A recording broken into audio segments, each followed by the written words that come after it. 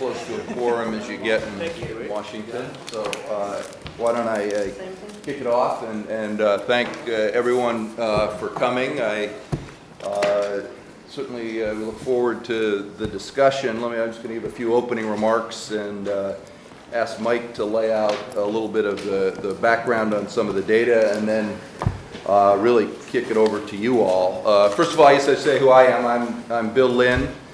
I'm at the Department of Defense, the Deputy Secretary. I've kind of done a hat trick. I started in Congress with Senator Kennedy. It was terrific being in Congress because you could blame essentially everything on the Department of Defense and the executive branch. That was a comfortable place to be. Then I went to the Department of Defense in the Clinton administration for 8 years, and as CFO and Director of Strategic Planning. And that was great because you get to blame Congress. You quickly discover Congress is really the reason for all the problems. I left the department at the end of the Clinton administration, went into private industry, was headed strategic planning for Raytheon. There it's great because you get to blame Congress and the executive branch. You're completely convinced that those are the source of all the problems. Well, now I'm back at the Department of Defense, and I don't know who to blame. So I'm hoping you all will help actually solve the problems rather than find someone to blame. Mike D'Amato here is going to be kind of our expert moderator. Mike is a senior advisor to Jeff Zients and comes with 30 years of experience in the consulting and corporate world. In addition to yourselves, we have several members of the administration. We have Lori Garver, who's the deputy administrator at NASA.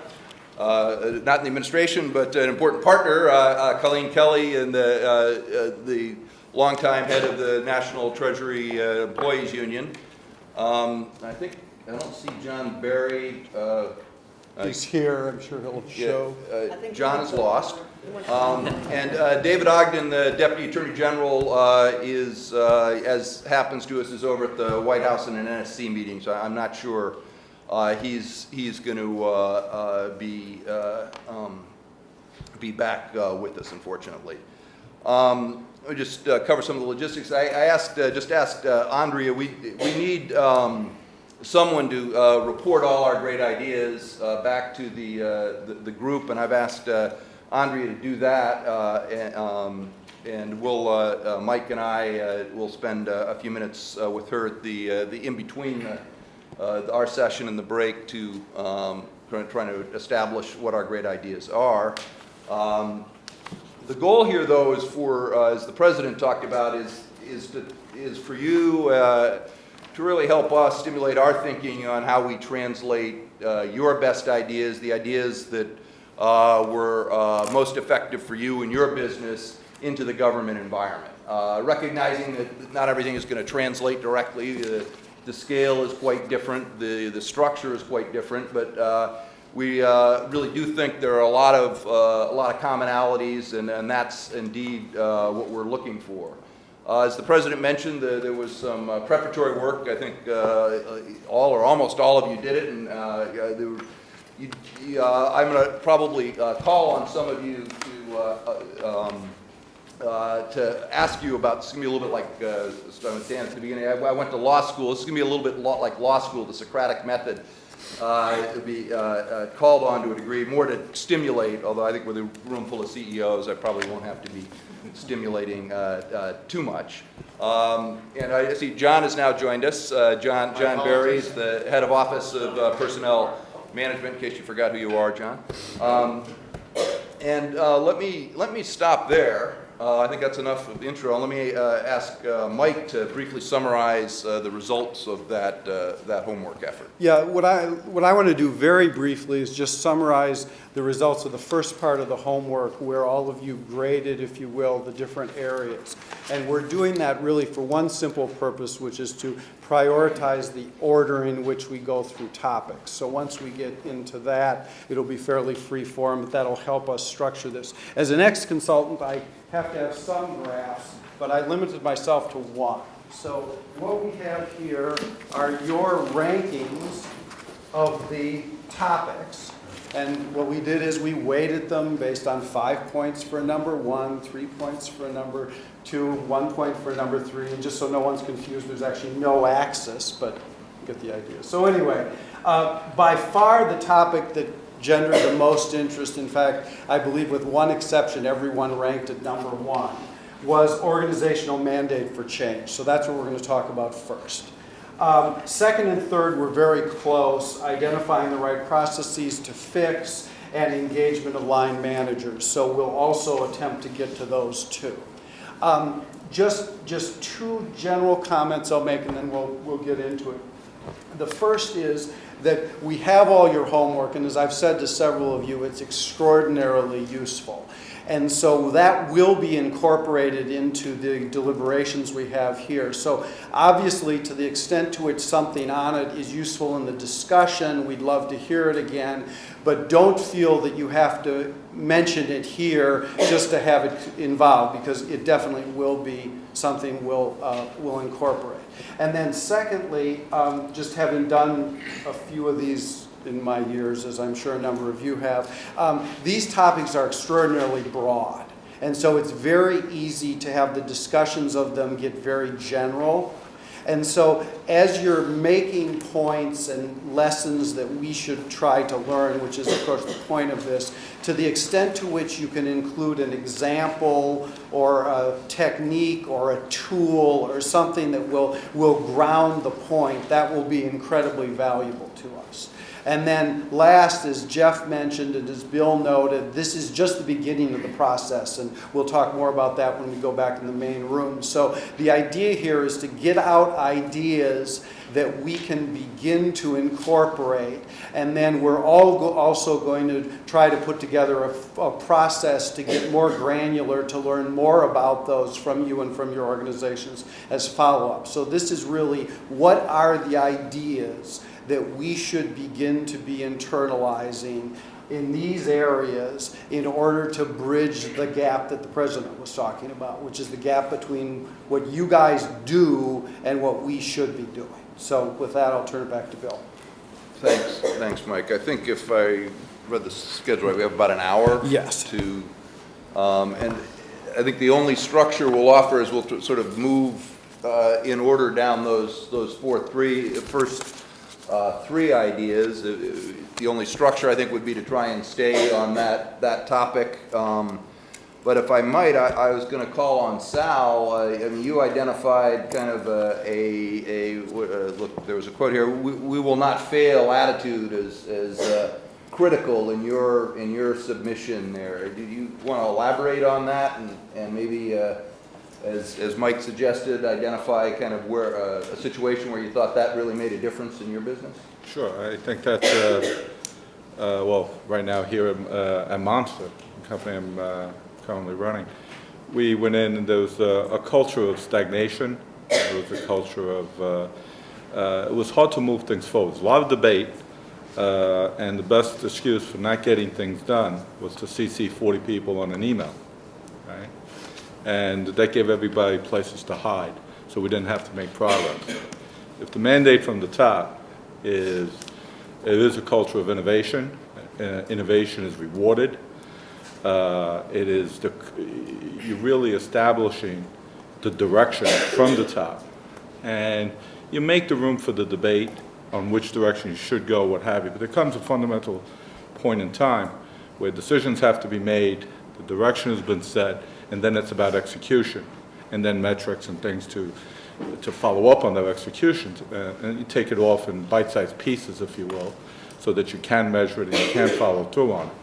But I think that setting the right mandate, the attitude, the message from the top, there is the culture, the basic culture of the environment to make those changes is necessary. And sometimes you can't get everyone on the same page.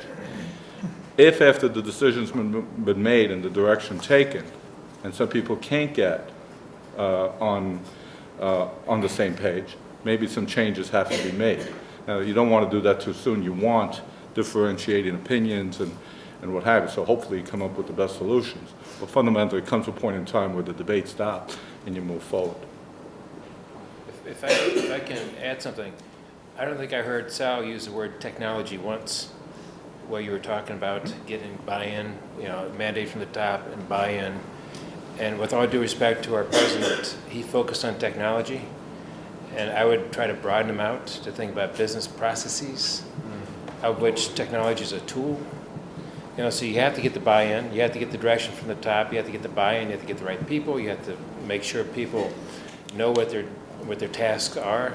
You have to have one goal in mind. Our goal is our clients, it's our citizens of the United States, whatever it happens to be. But we will use business processes and we'll use technology. But technology should not be the starting goal, I'd argue. And I'd offer, you want examples, I'd offer example of, I've seen it many times where, you're driven by technology, we have an issue, we're gonna solve this with technology.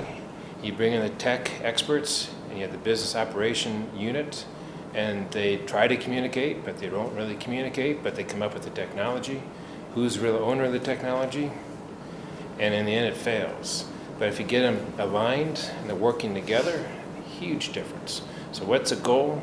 What's the business process? How are we gonna get there? The alignment. People have their assignments, they know what those are, and here's how we're gonna get there. And that's not to say that the technology obviously has a huge role to play, certainly at Monster over the past 2 years and 2.5 years. In a very difficult economic climate, we've invested hundreds of millions of dollars in innovation, new technologies. But we needed to decide what we want to do, set the goals, exactly what was just said, and then follow through using technology to execute and accomplish the goals, and not be afraid of where we get the technology from. It's not all homegrown. Some of it is homegrown. A lot of it is acquired. Wherever the best technology, wherever the best ideas lie, let's go get them, bring them in, and let's utilize them and be open-minded enough to accept that. I think the best kind of way to drive that, if you will, buy-in or mandate for change or what have you, and get people aligned is, number one, what people are paid on, and number two, what the boss checks on. What's on the agenda every week. Those two things, more than anything else, I think rally an organization to, it's one thing for the boss to say something. This is what I think is important. It's another thing is every single week it's what you start the meeting with. What people, this is what's most important. What are the results? It's what you ask questions on when you walk the halls. And number two, what drives the compensation system? Because that's what will move people. Now, it may be a little bit different in government with respect to how you do that. Whatever the reward system is, it's what what is rewarded, and that's what people will rally behind. I'd almost go back a step and just remind us that we've got to make sure the strategy is well thought out. The scenario planning's been done before you crank into the technology. I think a lot of times we're guilty of heading into the technology without doing a thorough job of thinking through the strategy. And where's your customer going to be 5 years from now, 10 years from now? Where's the world going to be 5 years and 10 years from now? And I think that's where it all starts. And is this a core competency? Is this something you should be doing or somebody else should be? And applying technology, one of the big pitfalls is often because it's kind of our business, so we actually like technology being the solution more often than not. But it's basically, there's IT is told to go automate the existing process, and that's probably problem number one. Is not, rethinking the process in total, and rather than automating the way it's currently done. I can reinforce that in the government. When I first got there last winter, in the midst of a very large IT project to combine the pay and personnel systems of all the military departments in the Department of Defense. So you're talking 3 million people. This is a huge, huge project. And people had not done just what you said, Jim.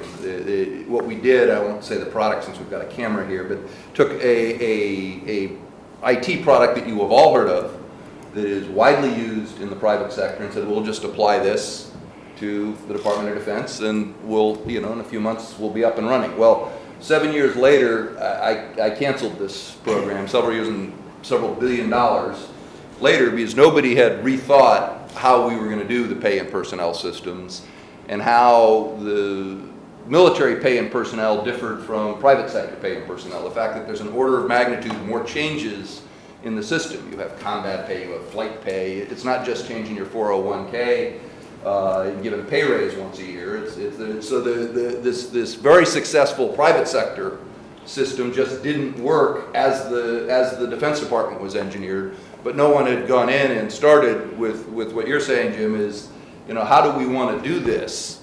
And then how would we apply, do we want to change it? Maybe we don't, maybe we do. But then does the technology fit how we want to engineer this? So I think that exactly right. One of the things, I think, I echo everything that's been said. One of the lessons I think that we took away is that huge IT projects on their own are obviously very problematic. So what we've tried to do is break our projects down, as opposed to looking at a watershed event, we're rolling out a new IT. Instead, how do we build a learning culture?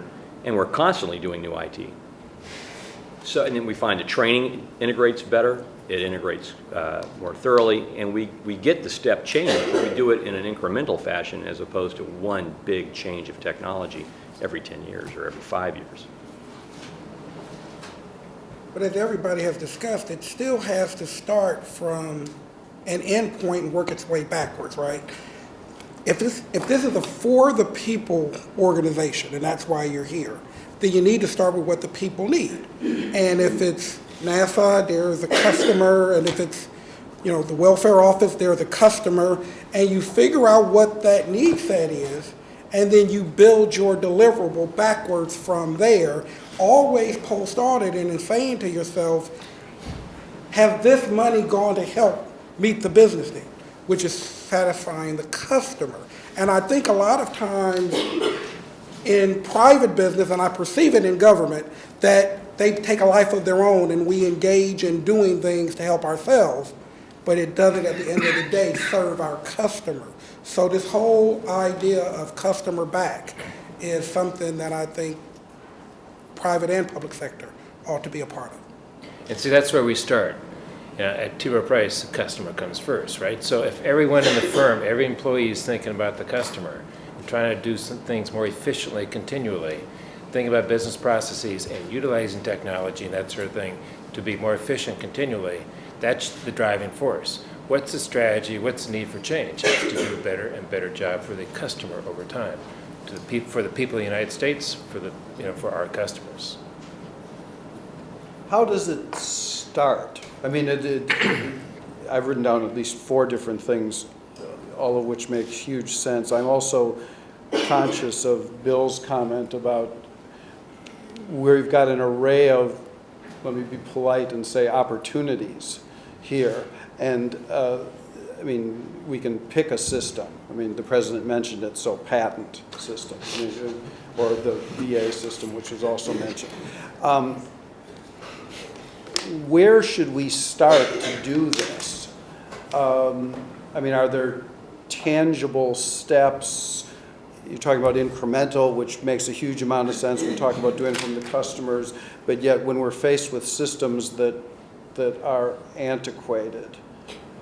I would say, it always starts, I think this is the first point here, mandate for change. And I think that's what we are confronted with in spite of what everything that we do. How do you enthusiast the organization? And there's one thing of the CEO saying, okay, we got to do that, right? That alone doesn't move the needle. You have to make the case for change, because you typically, to get large amounts of people moving into one direction, you have to create a burning platform. You pretty much have to make clear in a convincing case to them that remaining as is not an option. This platform is burning. You better get off it, right? And I think you need some smart people, and you can do it with various things. You can do it with lining out what others are doing and benchmarking, saying, hey, look, this is so antiquated. For us, it takes 10 days, and look at what Japan or Singapore, God knows, or China does. They do it in half an hour, right? And when people see that, we're not talking about 10%, 15%, we're talking about cutting it down to 5%. That is a convincing case, and we could go on and on. There's a couple of things. It depends on what you're looking at. That's one thing. The second thing, I think, is you have to really, really be smart in picking the right people who you assign this task for, And I would always go to the person who understands the process and support the person with IT. But if you don't have somebody who understands that and is smart enough to drill through it, I mean, then the organization gets in a funk, you know, everybody's kind of, yeah, we gotta change, you know, but nobody knows what and how, you know, and it goes real bad, you know. And so, and third thing is, I think that you also have to prioritize. What do you start with first? And I would always start with the customer, be it internal or external. That's the best measure in terms of what value you create, or with a cost, because sometimes the best value you can create is just looking at your cost structure and say, you know, this affects 50% of my cost. So it's pretty much a no-brainer. If I can get 10% out of that, I'd start with that. Right? Just to say a few things on this. So you have, the corporate world has a natural incentive in the marketplace, and in the government, we do not have that. So that's, I think, what we struggle with. You're jumping to conclusions too fast. I think that human beings always want to be proud of what they do, and you have that everywhere. People want to do good, and that's the point. I think you brought it up on the measurement side. You know, if you make transparent which teams are performing well, to be on a list, simply to, if it's not related to anything, but to see that your team is at the bottom of the list continuously, Yeah. that by itself is painful. Yeah. Let me pick on the patent office. We're the third largest now filer patents, so we're subject to the pain that is caused by this. I actually, part of the problem is top-down direction has to be clear as to what are the goals and constraints and what's immutable. I think everybody in the patent office is absolutely trying to do the right thing. In a tight environment, how much do you get to invest in things that may take some time to pay off? You could say, oh, we should never have any patent backlog. That probably has a cost that is prohibitive, so that probably is not the right answer. But how you frame the goals and the objectives and the constraints, because I think the thing that's probably driving the patent office more than anything is the constraints, not the ability to hire good people and to get the projects done and this sort of thing. You know, is the patent office going to be break-even or not a break-even operation? I think it's a discussion that's going on as part of patent reform, just as an example. And it would affect what they do. They look more like a P&L or they don't look more like, no policy statement here, just a simple fact that it's part of framing the goal. That is all about information. Everything in their processes is about receiving information, digesting information, processing information. And so in a sense, deciding what those goals are and then saying, okay, how do we remake process to deliver against that goal set? And then how do we make sure that, you know, we measure whether that's backlog or whatever the case may be.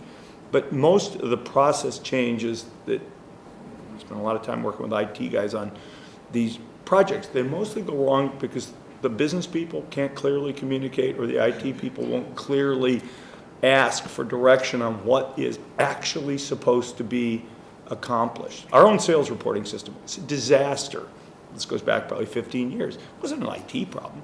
Somebody had to decide on what the definition of a sale is. Microsoft Word gets sold in about 28 different forms.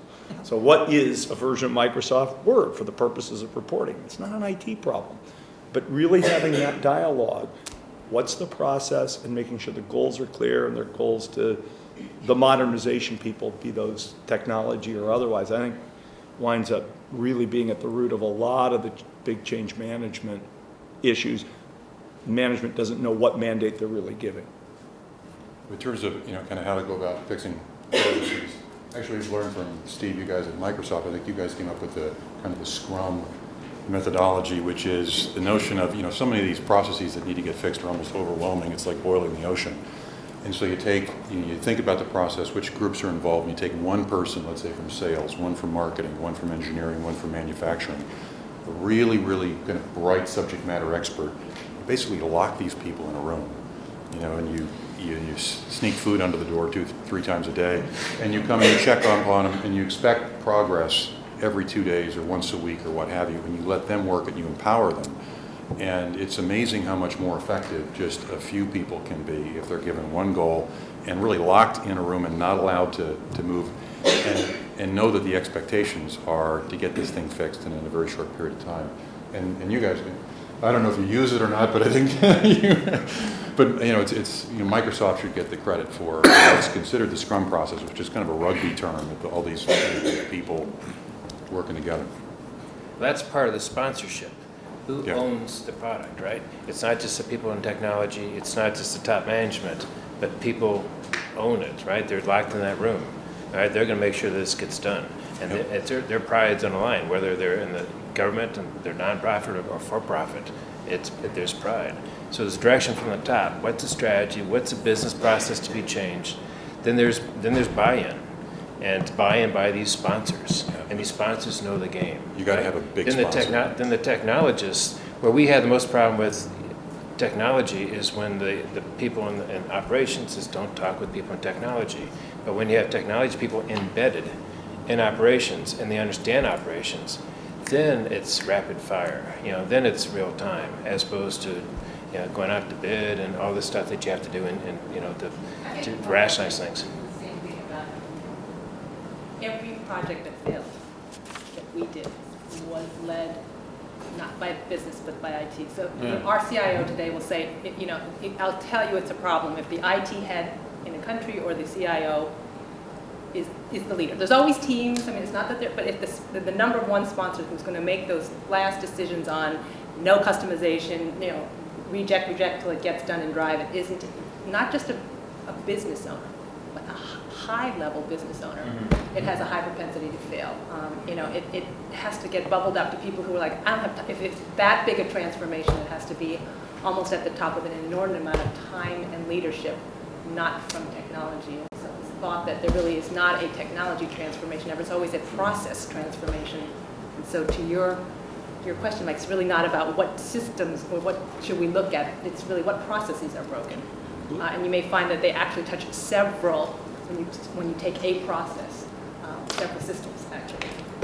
And that is where, and I think you can get the most changes when you actually look at it from a business process owner or a business, and a high level departmental head, not their CIO. I'll give you an example of the thing I think works quite well in the government in terms of business owners taking leadership and really getting it done. I don't know whether it's 20 years ago, somebody decided that information was the key to warfare. If you actually look at the information put in front of the warfighter, I would consider those systems, sometimes they look ad hoc and they're enabling. Some of them look very centralized and controlled, but that's one where the line of business clearly understands, knows what they want, cares deeply, and drives it hard.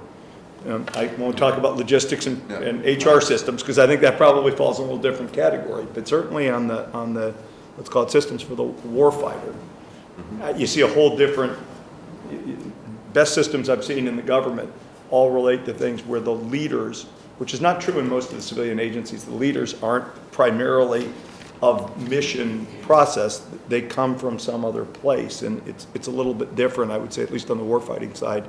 Well, let me translate that a little bit and throw it back as a question, because in not just DoD, but I think across government, we're missing a couple of the tools you have, and so we need to find substitutes. That's where I'm going. One of them you mentioned, Dan. Our compensation system is not as flexible as the private sector. People sometimes aspire to that, but put that aside. Within the compensation system we have to work, and that is there's some room for bonuses, but it is not at all. It is not as performance oriented. It's more tenure oriented. So that's one tool. It's much more limited. The other tools, one Lori mentioned, is we ultimately don't have a bottom line as a metric. We have the kind of service we provide the citizens. I mean, for the Defense Department, it's whether we win the nation's wars or, better yet, prevent them.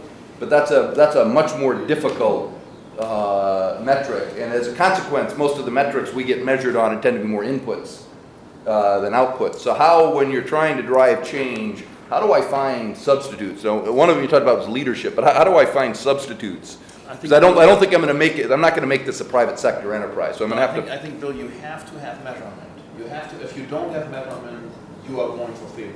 Because what doesn't get measured doesn't get done. And you have to decide, if you don't have a bottom line, there is something that measures the improvement of whatever you want to improve. And I would say, if you haven't decided on that, it's not going to work. Right? You have to decide what's the measurement, or if there is more than one measurement. And then you have to decide what is the rate of improvement that you believe is possible. And that's where the whole goal setting comes in, which, I mean, you can use various things for. I mean, best ever achieved result outside best practices, right? And then I think you wanted to provide transparency and make that transparent to more than just that team, because you want to utilize this human factor of pride, because everybody wants to be on a winning team. People don't come in with the desire to screw up. They come in everywhere with the desire to do good. The best metric is always customer satisfaction.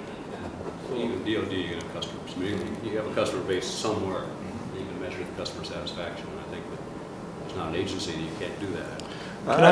Can I join your question? And I think we have an answer to your question, because you don't have some of the comp incentives that private industry has. And I'm going to guess that actually we could make the problem of that worse. I don't disagree with what anyone is saying about pride and measurement, but a lot of the aims of what gets done in transforming processes, standardizing them, and then utilizing IT as it innovates, and please correct me if I'm wrong, I defer to you on this, because every time Microsoft, HP, or one of these companies comes to our company, they're talking about ways that we can take, it's kind of like towns built before the highways, ways that we can get out of redundant systems, that because in IT, scale, centralization, standardization makes things available for superior and innovative process. But what happens when you do that is you're cutting out people. And so while you can have the pride of achievement, a lot of what happens when you go through this question of change the process or make it more efficient in terms of IT is risks the roles, the powers, even the employment levels of the number of people that you have. And so if I could just take Time Warner, and I'm guessing that the government has analogies to this. Our company came up through mergers. We had Time, we had Warner, we merged, then we merged with Turner, then we merged with AOL. I don't want to talk about it. What ended up happening, every one of those industries is different, and every one of them had its own IT and its own software development. It was all subscale. And so as I sit here today, and I think many big companies with multiple divisions have this, we're all trying to get out of doing in-house inside Turner, which built its own system, versus HBO versus Warner. We're trying to get to standardization so that it's available for the innovative scale practices that companies like yours develop. It always threatens all the people, not just in IT, but the process adjacent people that run the way the systems are today. And it either takes out levels of workers, which is actually partly the aim of it, or it moves around the power of who's got authority status and so forth. So I don't have the answer to that. I'm just saying that while I think every comment here is right about measuring and creating rewards for what is accomplished, there's the other side of the coin, which is you're going to face resistance from everybody that's in these current status quo that don't want to standardize. They'll always tell you, well, we need this customized system that you mentioned in our department here because we're doing this kind of work and it's not going to work as well if we merge it with some other department in the government. There's truth in it at one level but not in another, and the question of where to allow the customized special mission of each of the government's missions to take over and where the line is for standardization, centralization. I bet you have, like we do, a whole lot of data centers and a whole lot of software development operations, very expensive things, that are trying to make customized solutions for different departments of government that frankly neither of one needs to be there, and both are less efficient than centralized. And if you centralize them, then they can do it and give you the latest good innovation. And that's the problem you're going to have. Industry has it. And everything that's been said is right. Industry deals with it with top-down measurement and getting business owners, not IT people, to run it. But basically, you do have a definition of scope problem, not just an IT design problem. Maybe I can just give you an example where we used, this administration is the best at communicating vision So we wanted to go 100% paperless. Okay, so let me just say we have 10 million independent sales people all around the world. And every 2 to 3 weeks, they order, and their order has an invoice that they were used to being printed so they could check off, I ordered 3, and they did not want to give up this paper invoice. And so obviously there was a cost benefit to the company, a lot per millions and millions of paper invoices, and we built the case that combined, it really was a green case. And when they understood, and when they truly understood, and we gave them examples of how many tons of paper and trees were cut, how much, certainly we parenthetically are saving a tremendous amount of money from a productivity point of view, just doing e-invoicing. But the selling of this, because to them there was nothing in it for them except they were going to be good citizens, but when it became not a takeaway or a behavior change for many of them that they had to do year after year, but there was this compelling vision of why, which wasn't monetary, but it was about doing good, a good thing. It ramped up the change so that we went from 0, I can give you examples in Central and Eastern Europe, to 95% in 18 months, because we understood how to communicate, package the change management, which really wasn't about an economic incentive. So I think there is, and then we recognize, and and then all these people that aren't even our employees per se, but I think there's the power always of to your points, recognition, what's the vision, what is the purpose of this change, and that compelling, consistent thought from that doesn't have to be an economic benefit. Just one example, and it was pretty remarkable. I would echo that. The power of recognition, when you don't have compensation as a lever, it gets back to pride that people have. For individuals to be recognized in front of their peers by somebody really important is enormously powerful. I mean, just can't be overemphasized. I think also to bring it back, to bring a case like the patent file. Let's take the patent file, right? To bring it back to a human element could help. I mean, if you show to an inventor, to those people that handle this, what it means to an inventor to not make it to market 2 years, right? To have to wait for 2 more years instead of now, what the inventor loses out on, right?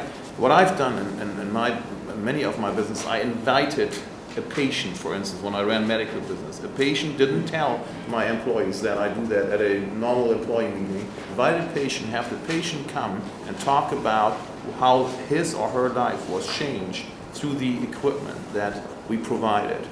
I tell you, it made a change like day and night, because it brings back, right, the understanding of that's the meaning of our job. At Alcoa, I mean, we invited people from NASA, right, to speak to us, to make them understand what goes on in the mind of an astronaut when he enters the capsule that's about to get shot to outer space. For that individual to know that we are a leader in quality means a hell of a lot, a hell of a lot. And for the employees to hear it from a user, bringing it back to your point, from a customer, who eventually puts their lives partially in our hands, right?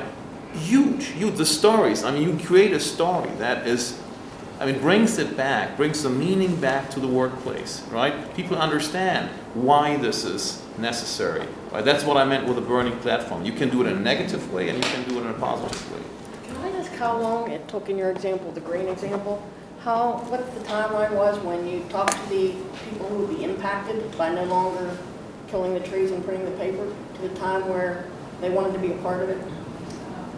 Probably about 2 years, and we just wanted to roll it out and test it to make sure that there were no changes inside of order or whatever it may be, but less than we thought. I mean, and remarkable compared to other major systems changes that were trying to change processes where you had change behavior, resistance, which took a long time. So we erred in being slow, and then, I guess, to the President's point, by the time you get the technology and it's already obsolete, and you're starting it again, because we would choose to go slower in our minds originally to go faster, but the speed of technology is changing so fast. That in the end, the transparency that you put out there and the engagement that you have with those who would be impacted by it, rather than just saying, this is the new directly from the top today.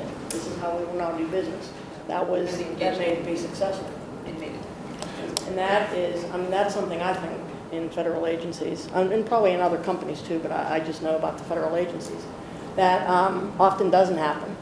Whether it's about changes in leadership at the top, whether it's about the fact that our budgets come through once a year, we don't have multi-year planning of budgets. And very often the year starts and we still don't have a budget like this year. You know, so I mean, there are very real reasons that some of those things happen, but to engage employees or whoever's impacted, the customer, however you define them, in the federal government, and to get them to buy in to why a change needs made rather than to just issue a memo and say this is the way it will be. I think in many federal agencies we're losing the good ideas that frontline employees have. And I would love to hear how you, in a big organization, you know, everyone at the top, I'll make this up, if there's 10 layers, in the top 3 layers, everybody gets it. And everybody says and does the right thing and nods their heads at meetings, and, you know, but the other 7 layers and down where the rubber meets the road are never engaged in that conversation. There's no transparency, there's no conversation, there's no saying, well, if you have, you know, if you think this isn't the right way, then what is? And maybe those ideas don't get adopted, but at least they've been heard. They've had a chance to be in the conversation, and I think we need to figure out how to make that happen in federal agencies, large and small. You know, it's interesting. You know, both I had the privilege of running 2 companies, Symbol and Symbol Technologies, and now Monster. Both were companies of about 6,000 people, roughly.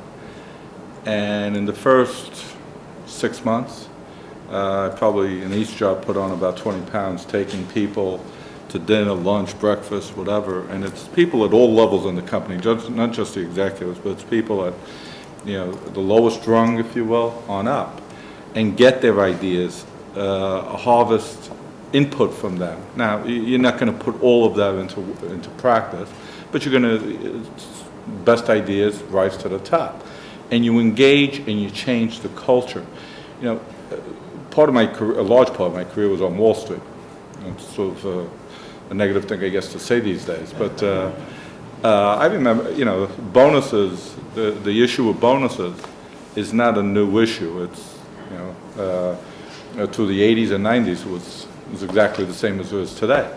And you could pay someone $1 million bonus or a $2 million bonus, and if you didn't create a culture and an environment where people were challenged, they were able to give input, they were part of doing something more than earning that $1 million or $2 million bonus, you were going to lose those people, right? Money only lasts. You know, people feel good for a couple of weeks, maybe a month, but after you put the money away or spend it or whatever it is you do with it, it comes to then good people want to feel that they're accomplishing something, and they're accomplishing change, and they're doing things. So if you build an attitude, certainly the government has a handicap, if you will, because of the comp issue, but it is not fatal.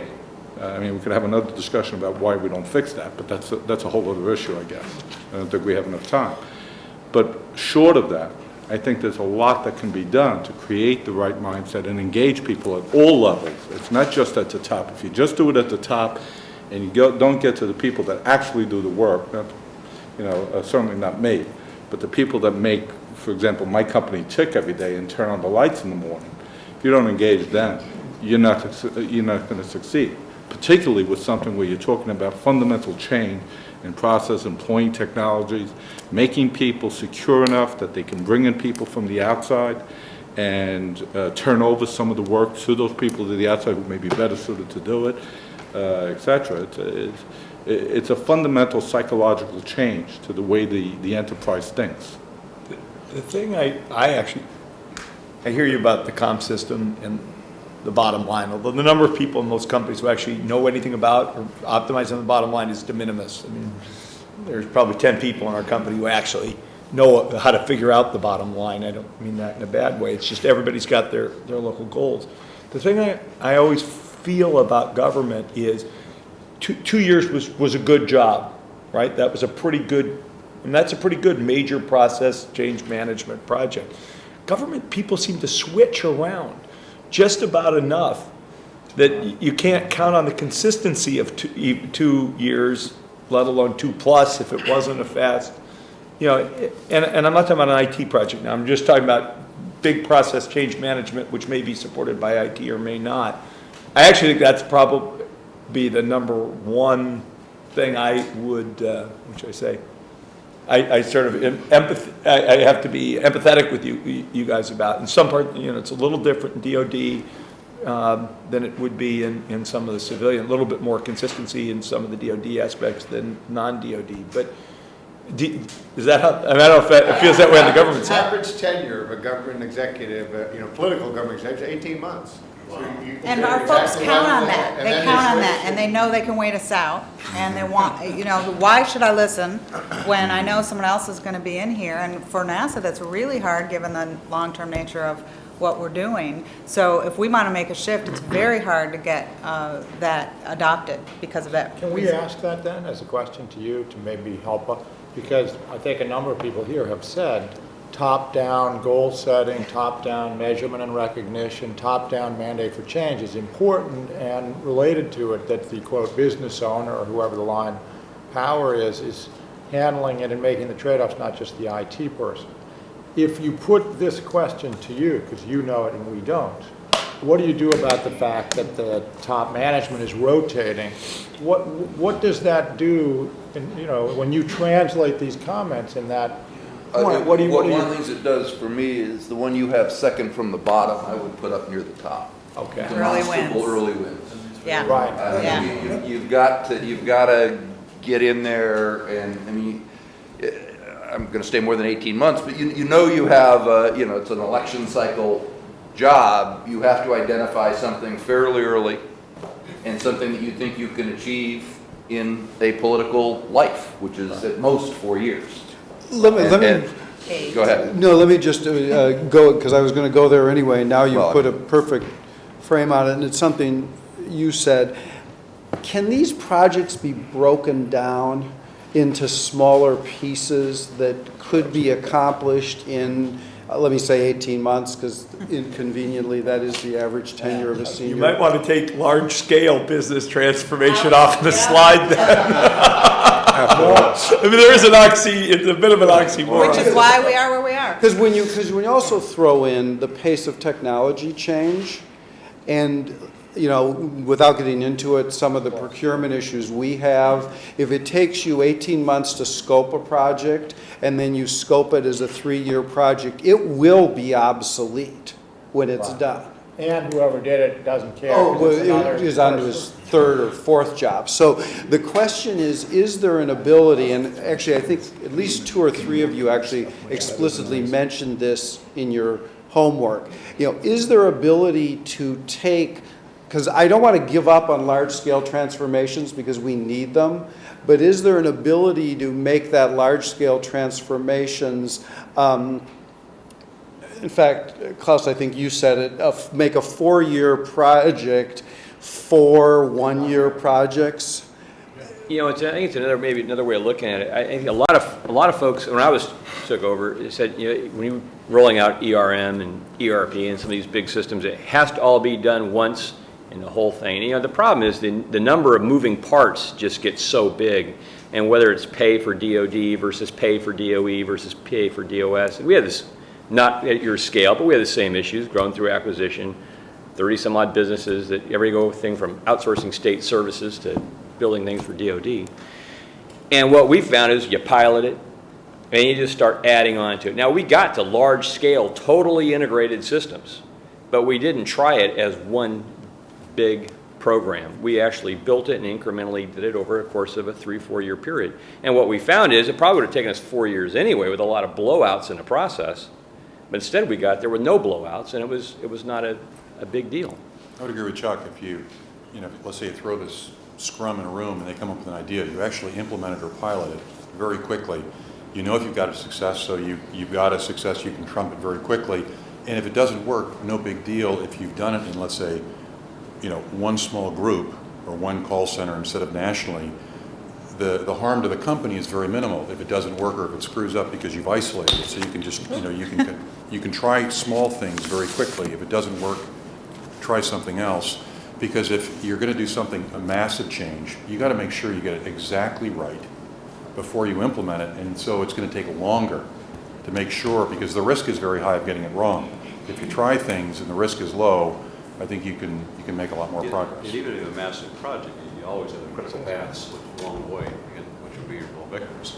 If you don't hit that critical path, it's one Can I- project, can I- 5 projects. So, I had a question. So sounds good to me, if you had some project pilots and quote successes, short term, would it actually lead to adoption, or would it lead to more intelligent delay. resistance?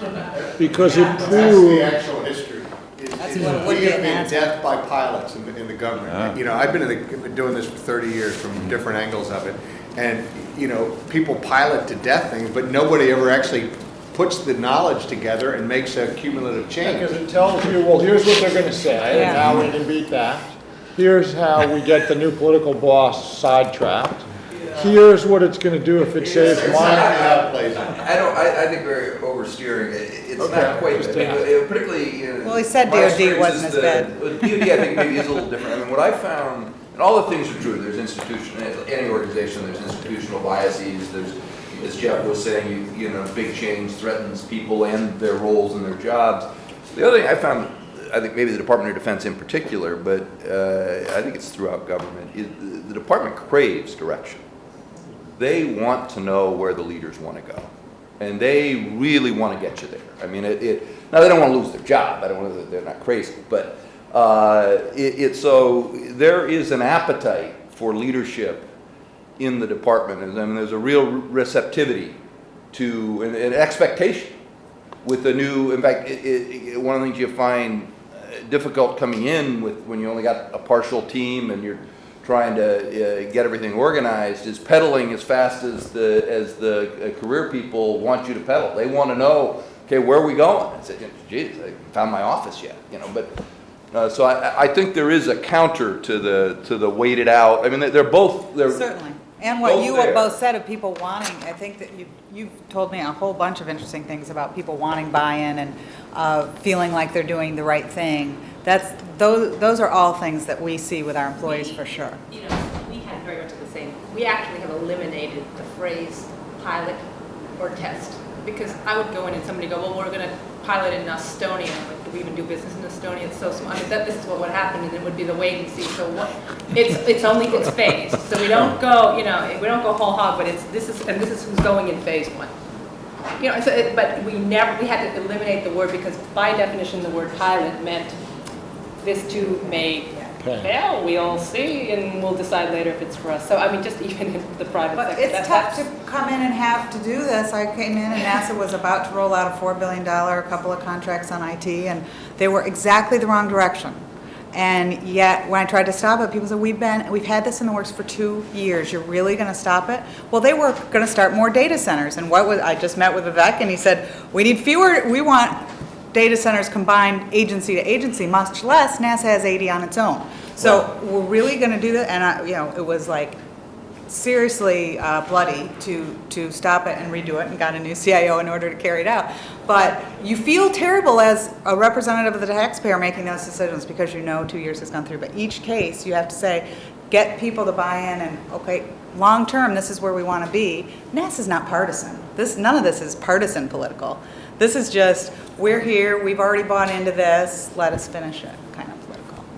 Which you guys have, this is shocking to me and much more interesting than I thought it'd be, that this is where you see it. And I'm wondering if you rated these in order of where you think the government needs more help.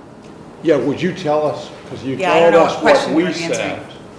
Could you tell us what you think is practical? Practical? To implement the priorities that you think are most For me, that's effective? the right order. I mean, that's where we are. But I think we're also constrained here because we're all CEOs or deputies of large agencies, and so, I don't get involved in them. I mean, I think I generally agree with what I had trouble sometimes separating all the words. I don't know how you did. Yeah. I mean, I agree, but I think you took I think we've almost combined the first two, is that you need to, re-engineer the process, and that is the kind of the mandate for before you apply technology, and I agree with that, and so that I think is probably the most important one. As I said, I would raise kind of the idea that you need to do things, particularly in government, but I wouldn't think it's that different with you, within a pretty short timeline, which pushes me towards this early wins. I want to, and maybe it's, Andrea, it's your phased approach. You need to start showing success fairly quickly.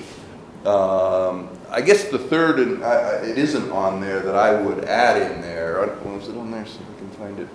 No, I don't think so. I think there's a bandwidth issue.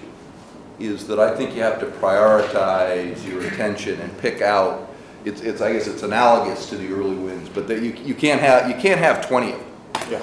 And I work with Bill Perry at the Department of Defense, and he as secretary, he had a little. I'm not sure whether he literally had a card in his pocket, but you could tell he had 3 or 4 things written down, and he drove everything through that. And if it didn't, and there were big things like improve the quality of life for the average service member and their family. But if you were talking to him and trying to get him to do something, whether it's change the budget or spend time or go speak or whatever, if it didn't fit one of those priorities, your chances of success were very low. And the smarter people figured out what the 3 or 4 were and started driving everything through that. But that's I guess another one that I would add there is you have to prioritize, because you can only instrument so much change. But I think all of us, all companies have that same issue. There's always more to do than there are dollars to do. And so the prioritization process is really important. I think every company's probably got different examples of how they do it. I'm not sure, I don't know how the government does that necessarily, that's between agencies. But prioritization is critical. And it's not just a bandwidth, it's also you're pulling people off their day job while they're dealing with this change, and quality goes down and everything else. I've got a question, and this is more for the folks who work in government. In the 90s, this was taken on at a really high level, right? Government reform with Gore leading the band. Reinventing government. Reinventing government. Right. And it went on for 7 or 8 years. It went on for 2 terms. And I remember the image of all the paper in the room and the move. Was there any legs to that? It was a morale disaster. If you can find one of those Hammer Awards in an employee's office today, I'll give you $10 for every one you find. In other words, everybody was so, it started from the premise that none of you know what the hell you're doing. If you just worked like the private sector, you'd be all great. And it destroyed morale. It would premise the whole notion of you had to be reinvented was like, must mean you're crap now. And so we destroyed in one fell swoop the morale of the federal government. So as the chief people person for the federal government right now, it'll be over my dead body to use that word again. Yeah. But we've got to be, and I think you heard that in the president's talk today.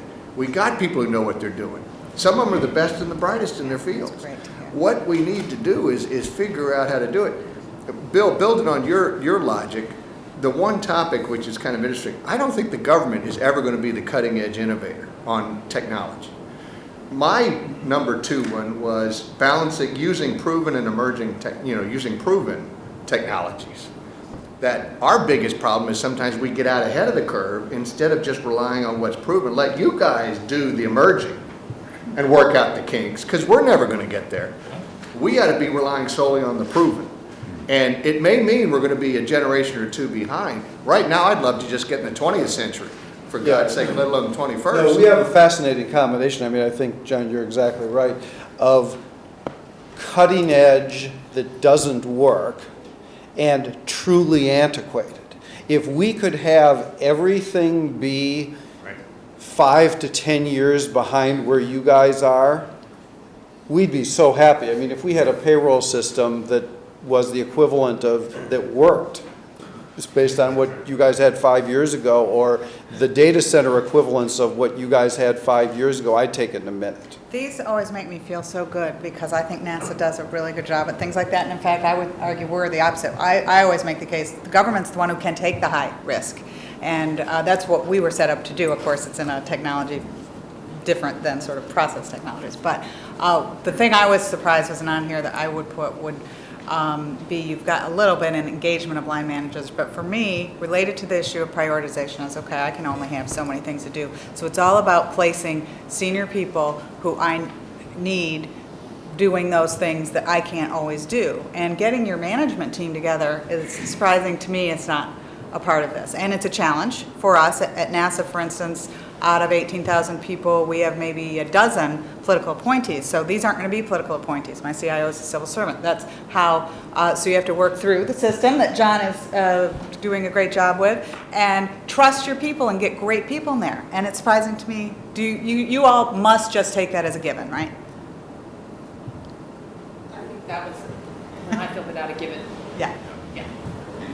I mean, one of the things that's just inherently constraining in government is it's one of these things, constraint you have to manage, is the budget process, which is obviously a congressional appropriations process.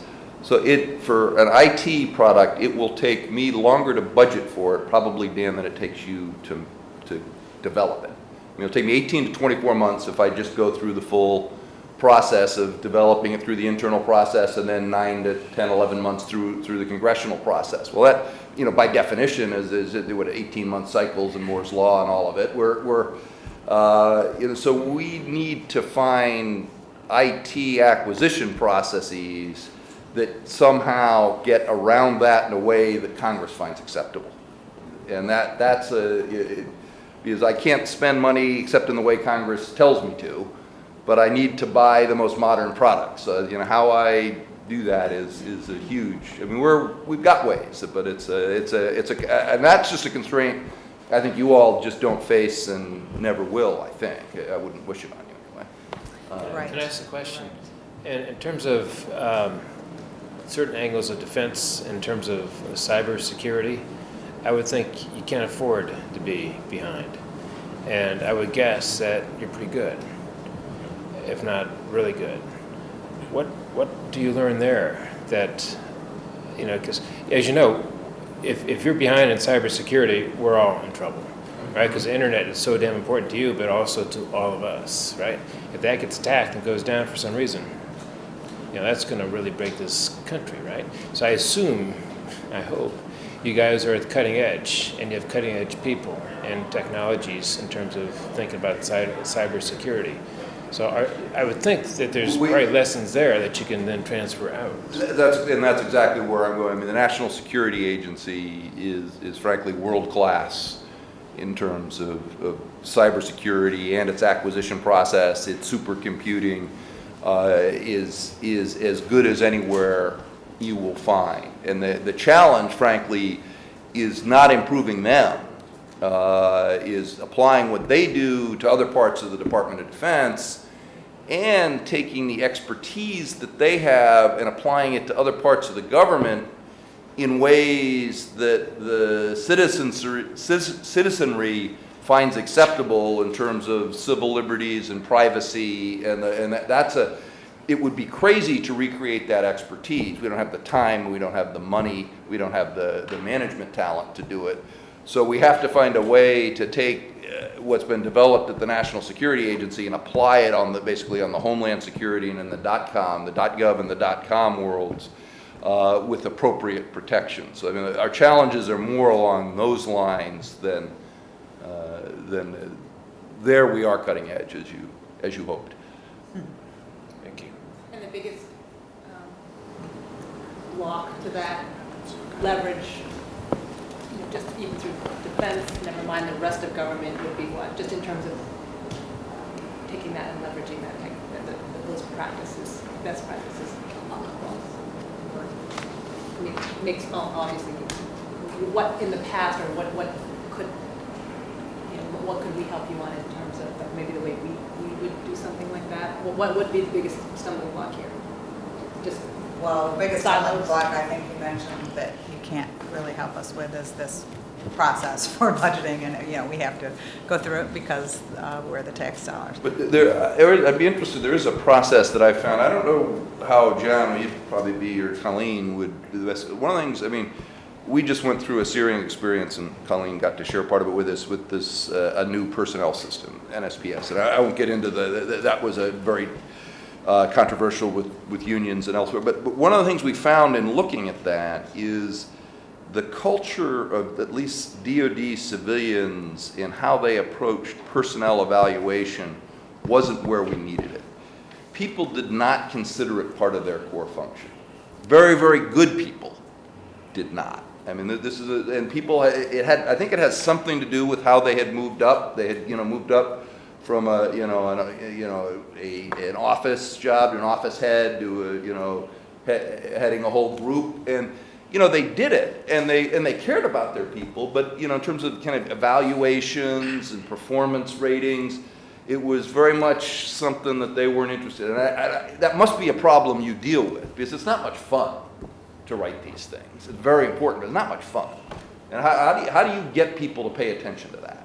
And I don't know, Lori or John, is that endemic through the government, or? It is, and at NASA it is, and from the 8 years, Bill and I worked together a little during that 8-year Republican leadership here in the country and in the private sector. I was shocked. 6-month reviews, you took it seriously. We go to the government, people write their own, and you sort of check it off. It's completely different. There's no training of managers. I mean, you're the one department that actually does it.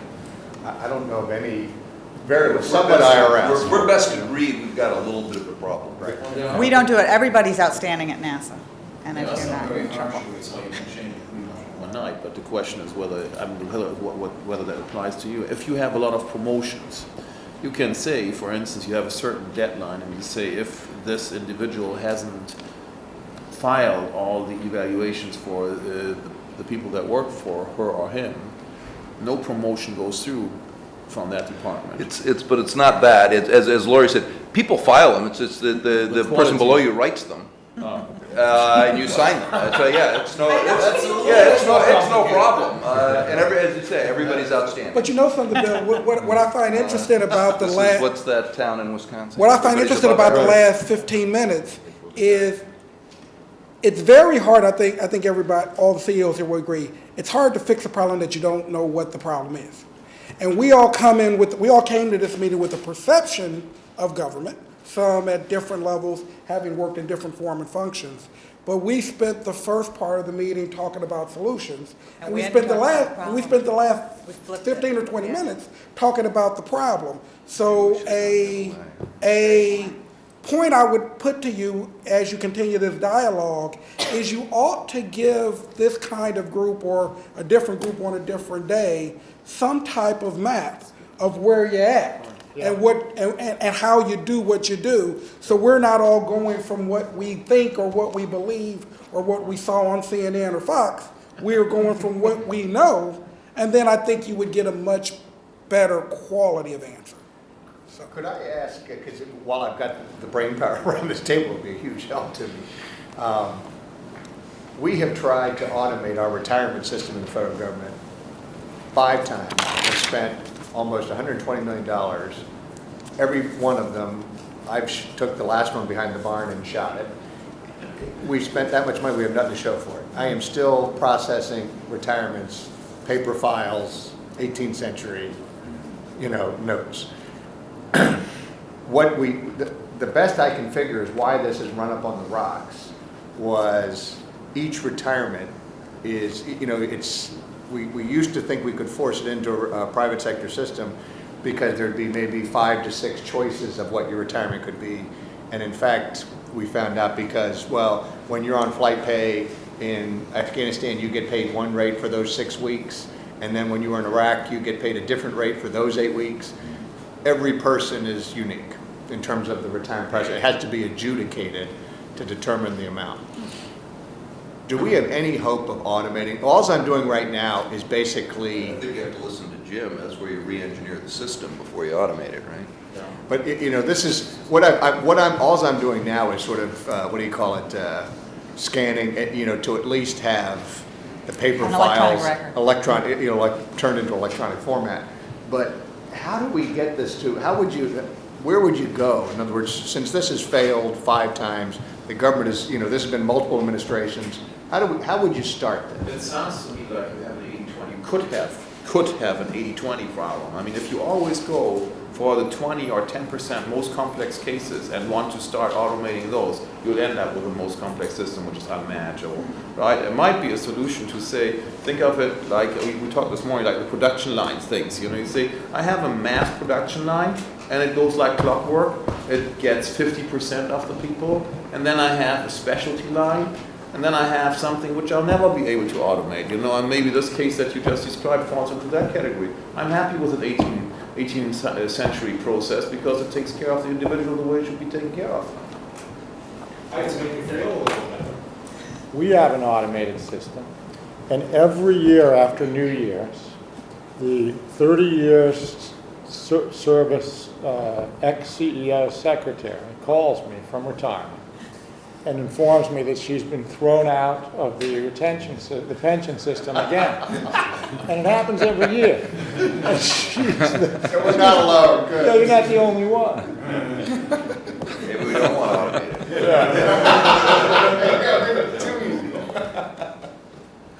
it. I think we're... One thing you may also want to consider is that, John, is, you know, how complicated does it have to be? Is there really a reason for all those different buckets? Yeah, maybe. Right? Just simplify the process in the beginning, and then applying the, you know, what we just heard. See, that's where Talk this is about gotta what go. you're Is really I've got to get doing. the Congress. You know who does those 6 weeks, I'm going to pay Afghanistan? It's the Congress. Because they want to get the kudos of awarding, oh, we want to recognize this little group.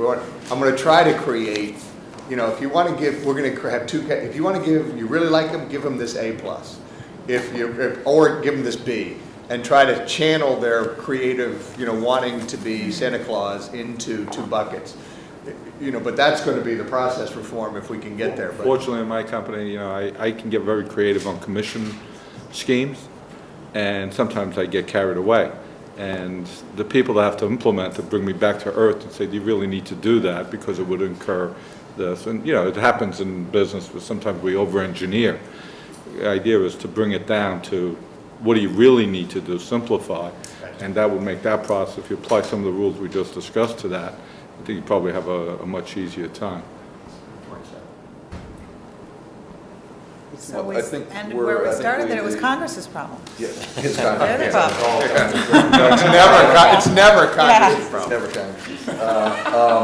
So we're gonna, Mike and I are The three gonna of sit us will down. hurdle. We're gonna sit down and distill this, and I guess we're convening downstairs. We're in 10 convening minutes. downstairs at 4 o'clock, and I want to add also, thank you very much. It goes without saying how valuable this is, the fact that we've just scratched the surface on all of these, and Jeff's going to say it, but I think we're going to ask whether you guys will indulge us for further work going forward, and we'd love it if you would.